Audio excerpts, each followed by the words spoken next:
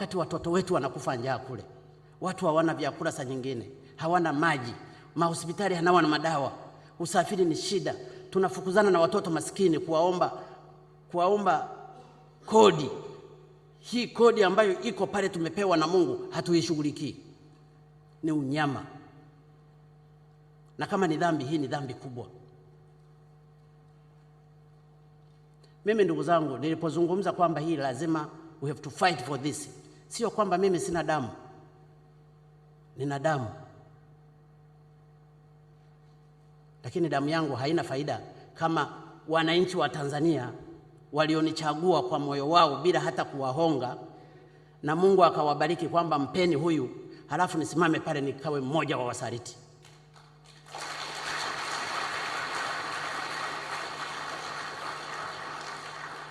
Siwezi nikasimama pale mbele nione wizi huu unaofanyika nikakai kimya. Nitaulizwa siku ya mwisho wangu. Na ninasema hakuna mchanga kutoka nje.